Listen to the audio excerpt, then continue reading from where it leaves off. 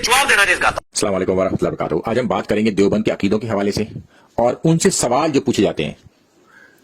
और देवबंद के बुजुर्गों के अकीदे कुछ और हैं और उन्होंने अपनी आवाम को बता कुछ और रखा है। इसमें क्या फर्क है ये आज आपको हम एक्सप्लेन करेंगे कि इनके अकीदे क्या हैं और इनकी आवाम जानती ही नहीं है कि इनके अपने उलमा के अपने बुजुर्गों के अकीदे क्या हैं। तो सबसे पहले हम किताब लेते हैं मौलाना अशरफ अली थानवी की अरवाए सलासा हिफ्जुल ईमान, और इसमें इन्होंने लिखा है अल्लाह के रसूल सल्लल्लाहु अलैहि वसल्लम के इल्म के हवाले से कि उनको जो इल्म था वो एक बकरी, चौपाए या फिर आप कहिए कि एक पागल आदमी, ऐसी मिसाल देके बताया कि उनके बराबर था। मुआदल्लाह सुम्मा सुम्मा सुम्मा मुआदल्लाह। ये इनकी किताब है अल मुहन्नद अल मुफन्नद। देवबंद के तमाम अकीदे इसी किताब में लिखे हुए हैं और इस पर इनके मुफ्तियान ने साइन भी कर रखे हैं कि ये इनके ही अकीदे हैं, इंक्लूडिंग मौलाना अशरफ अली थानवी। इनसे 20वां सवाल इसी हवाले से पूछा गया कि क्या आप अल्लाह के रसूल सल्लल्लाहु अलैहि वसल्लम का इल्म बकरी और चौपाओं के इल्म के बराबर मानते हैं? दलील हमने आपको पहले दे दी कि हां ये मानते हैं। अब हम चलते हैं इसके आगे। इनकी एक दूसरी किताब है अरवाए सलासा मौलाना अशरफ अली थानवी की। इसमें ये लिखते हैं कि उलमाए देवबंद के बीच में कुछ इख्तलाफ हो गया, तो कासिम नानोतवी साहब अपने मरने के 6 साल के बाद कब्र में से निकले और उलमाए देवबंद में सुलह करा के चले गए। और इसके हाशिए में उन्होंने ये लिखा है कि वो अपने उस जिस्म में नहीं थे जिस जिस्म में उनको दफनाया गया था, एक नए जिस्म के साथ वो आए थे। अच्छा, इसके अलावा कि ये लिखते हैं कि इनके देवबंद के एक बुजुर्ग थे जो मर चुके थे, उनकी कब्र की मिट्टी से लोगों को शिफा होती थी बीमारी में, यानी कि बुखार या इस तरह की कोई चीज हो जाती थी तो उसमें उनकी शिफा होती थी। तो लोग मिट्टी डालते डालते थक गए, तो वहां के जो मुजावर थे या देवबंद के जो उलमा थे उस खबर को देख रहे थे, उन्होंने इस खबर वालों से बात करी और बात करके समझाया उन्हें कि आप अपनी मिट्टी से शिफा मत देना बंद कर दीजिए, वरना हम आपकी खबर को ऐसे ही छोड़ देंगे। क्योंकि वो मिट्टी डालते डालते परेशान हो गए, तो खबर से उनकी बातचीत हो गई, फिर उस खबर की मिट्टी से शिफा होनी बंद हो गई। तो ये है इनका अकीदा कब्रों से फैज लेने का। और इन्होंने अपनी आवाम को बताया कि हम कब्रों की चीजों से फैज नहीं लेते, जबकि इनके यहां अपना खुद अकीदा है कि ये कब्र की मिट्टी शिफा के लिए लेते थे और कब्र से खबर के मुर्दे से बातचीत भी किया करते थे और बातचीत कर उस शिफा को खत्म भी करवा दिया इन्होंने। अब हम चलते हैं अल मुहन्नद अल मुफन्नद में दोबारा से, जो देवबंद की अकीदे की किताब है। इसमें वो लिखते हैं कि देवबंद के जो बुजुर्ग हैं वो ये मानते हैं, जो उलमा हैं, कि सीनों से और कब्रों से फैज लेने का एक तरीका, मगर इनका तरीका कुछ खास है जो अवाम को नहीं पता।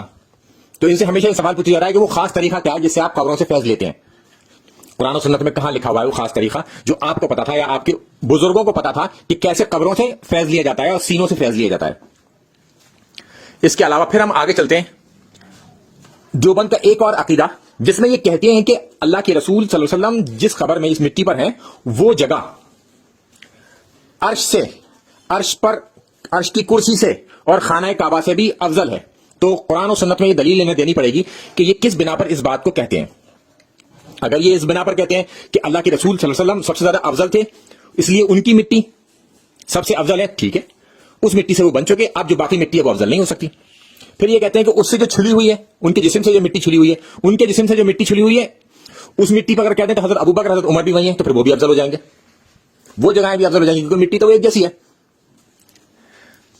मगर यहां पर भी ये धोखा खा गए और इसकी तावील ना कर पाए, क्योंकि अल्लाह के रसूल सल्लल्लाहु अलैहि वसल्लम को जो दफन किया गया था तो एक सुर्ख रंग की चादर बिछाई गई थी, यानी कि अल्लाह के रसूल सल्लल्लाहु अलैहि वसल्लम का जिस्म मिट्टी पर है ही नहीं, वो एक चादर के ऊपर था। तो यहां भी ये फंस गए। ये कितनी भी तावील कर लेते हैं बेचारे, बार बार फंस जाते हैं। फिर इसके आगे कि अल्लाह के रसूल सल्लल्लाहु अलैहि वसल्लम के हवाले से बात कहते हैं कि उनकी जो बरज़खी जिंदगी है, जो वो अपनी कब्र में है, वो दुनिया की सी है। जैसे कि दुनिया की जिंदगी होती है ना, इसी तरीके से उनकी जिंदगी कब्र के अंदर मौजूद है। जबकि अल्लाह ताला मना करता है कि तुम्हें शहीदों की जिंदगी के बारे में, बरज़खी जिंदगी के बारे में कोई इल्म नहीं, तो इन्हें देवबंद वालों को नबी के बारे में कैसे पता चल गया? जब हमें शहीदों के बारे में हमें कोई इल्म नहीं है, अल्लाह ताला मना कर रहा है खुद कुरान में, तो इन्हें कैसे पता चला देवबंद वालों को कि वो दुनिया भी जैसी है? जबकि अम्मा आयशा रजी अल्लाह ताला अन्हा फरमाती हैं कि जब उन्होंने अल्लाह के रसूल सल्लल्लाहु अलैहि वसल्लम का आखिरी दिन था और वो बहुत बीमार थे, तो उन्होंने मिसवाक चबाकर अल्लाह के रसूल सल्लल्लाहु अलैहि वसल्लम को दी और फिर अल्लाह के रसूल सल्लल्लाहु अलैहि वसल्लम ने मिसवाक की। तो वो कहती हैं कि उस दिन हमारी आखिरी दिन अल्लाह के रसूल सल्लल्लाहु अलैहि वसल्लम और अम्मा आयशा को जमा कर दिया एक जगह पर मिसवाक के जरिए, क्योंकि उनके दांत से उन्होंने चबाया था और अल्लाह के रसूल सल्लल्लाहु अलैहि वसल्लम के मुंह में गया।